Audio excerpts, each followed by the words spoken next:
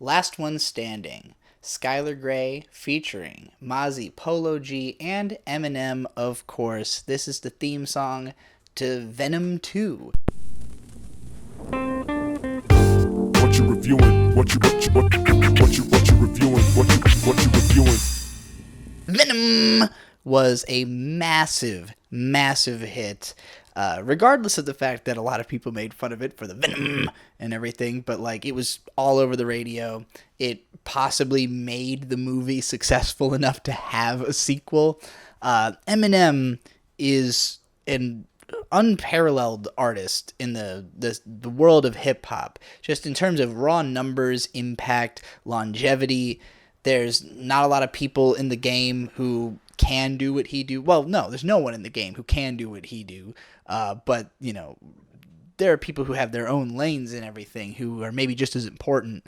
But that is, a list of the most important people in the world of hip hop if he's on it. So for him to have another song with the next Venom movie is obviously something that they needed.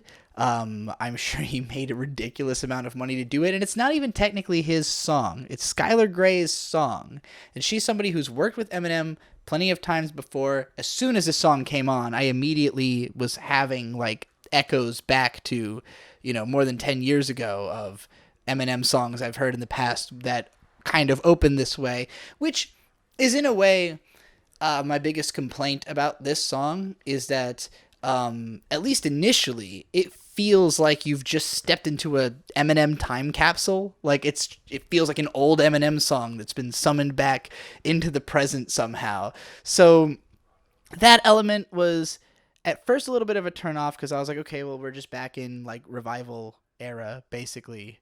But as it went on and you start getting into the actual raps, it's different because these are not artists who Eminem had back then with him, and he's taking a totally different approach on this song. M is starting off with, if anything, something closer to his trap flow that he was doing on that COVID song with the bats and everything. So I'm trying to remember what that song was called. Do you remember the one about COVID?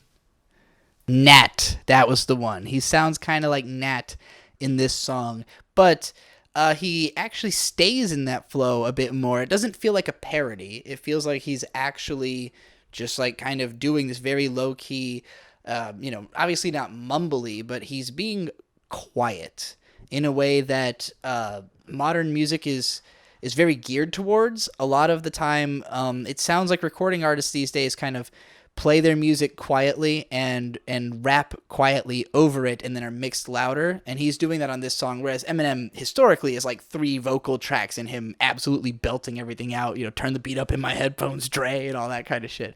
So it's a very like somber and mellow sound from him, which again, if we're comparing this to the old Skylar Grey songs, those were much more of like the big emotional, powerful, yo, I'm Eminem and I'm feeling lots of emotions over the Skylar Grey hook, but in this one he's like, no, I'm actually just like, reflecting on all the battles I had to fight, man. It's been a rough time, it's real low key and reflective. In a way I'm not sure he even really has tapped into before, which makes it unique as an Eminem song. And I realize I'm like jumping over 2 whole verses to talk about M. And it's only because Polo G and Mozzy's verses are both good. I do not know these rappers well enough to know how these continue their personal narratives.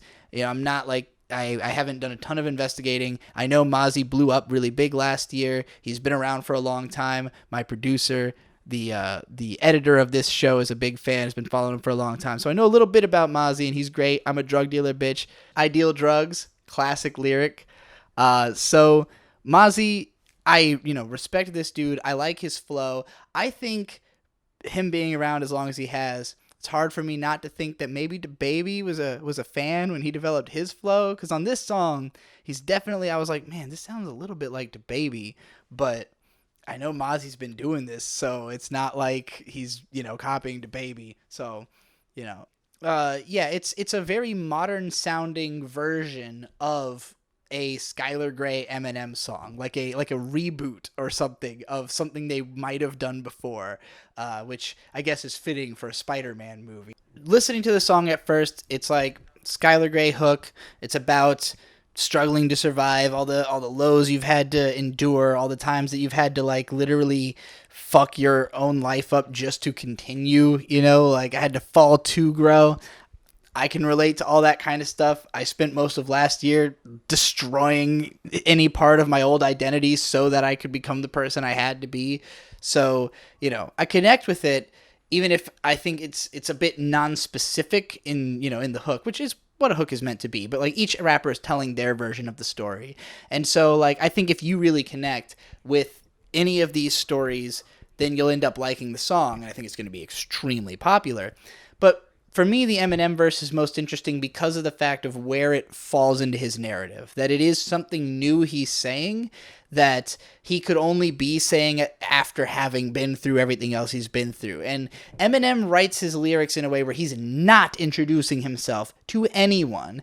You know who Eminem is if you're listening to this song. There's just no way that you wouldn't like, even if you didn't, someone will explain it to you. Like if you're 7 and you're hearing the song for the like your first exposure to Eminem, your dad will tell you who this guy is. Like there's so much context that when he starts talking from the perspective of late 2021 Eminem specifically, it's very recognizable. And this is a man who's made enough music that like late 2021, early 2021, late 2020, early 20. These are all different phases of Eminem's career. Whether you like them or not, that is an amazing thing to be able to do as an artist, to just be, you know, so upfront about what's going on with you that we can like follow your life story in just song lyrics, just a tiny tidbit of not even really that real information about your life, but it's still enough of a story that when M starts talking about like where he is as an artist, the way people are talking about him, the way that they've been placing him in recent years, and then, you know, relates it to his past and his own emotions, you just get it because you know the guy to the extent he wants you to, that it would be relevant to this song. So his ability to keep his own narrative going through like mainstream pop singles that are tied to films is insane. You know, like there's a line in the script about like symbiote. Like he said, oh, it's like a symbiote or something like that. And that's it. That's all that really references Venom, but it doesn't matter. It's another Eminem song, so it's important. And it's another Venom song, so it's important just because the first one was successful. I don't think a lot of people can like recognize that their song is in that pocket and then deliver exactly that. So I'm impressed with it in that regard. Do I love this song? Not really. I don't see myself listening to it like casually because it's not really in the tone of rap that I typically listen to. I don't listen to a lot of somber, like kind of reflective type of music. I honestly usually try to listen to stuff that's like pick me up or make me hype kind of shit. So, you know, I appreciate it more than I necessarily enjoy it. But as soon as M came in, I was just like, every bar he spit, I was like, wow, he's still somehow unique and different. Like, he's still doing shit that I'm like, oh yeah, that's another thing. That's a new thing. That's crazy. And mad respect to Mozzy and Polo G for, you know, even having good bars on a good M track. So check all of them out and check out my own stuff, everything that's on this channel, produced and edited by Vizzy. We've got a new album coming out very soon. It might actually be out by the time this video is out, right? No? We got a new album, Hurricane Season. Check it out. Check out whatever kind of teasers or the album itself if it's out. It's lit. It fucks hard. I'm excited. So make sure you listen to Hurricane Season before Hurricane Season is over. And hit all the links in the description, support the channel, let us know who you want us to cover on this channel, what you would be interested in, who you want us to seek out and interview, because we do that too.